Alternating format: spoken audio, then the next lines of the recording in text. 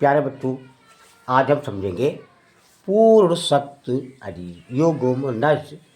पूर्ण शक्ति युग्म नज क्या है और बहुत ही आसान तरीके से देखिए।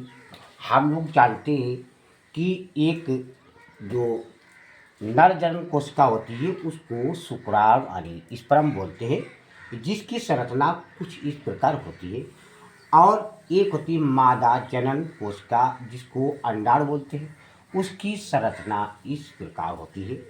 तो यानी जीवन के लिए यानी पुत्र हो पुत्री हो लड़का हो लड़की हो, इन दोनों को बनाने के लिए यानी इनका निर्माण करने के लिए इन दोनों यानी नर युग्मक और मादा युग्मक इन दोनों की आवश्यकता पड़ती है। इनका होना बहुत ही अनिवार्य है।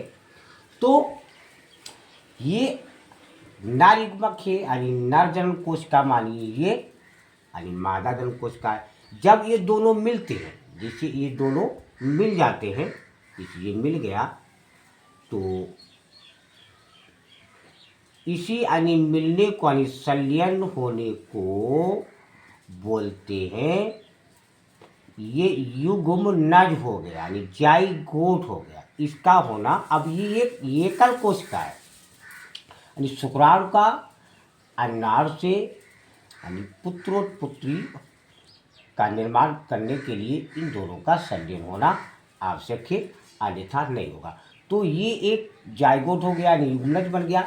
ये एक ऐसी कोशिका हो जाती है युग्मनज कि इसके अंदर यानी जीवन के जितने भी यानी आनुवंशिक पदार्थ होते हैं वो सभी आनुवंशिक पदार्थ इसके अंदर छुपे हुए होते हैं।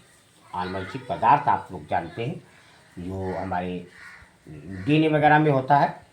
और यह एक एकल यानी कोशिका होती है यानी नर जन्म कोशिका को यानी शुक्राणु और मादा जन्म कोशिका को अंडाणु यानी प्रजनन तथा नए जीवों के निर्माण के लिए इन दोनों का होना आवश्यक है।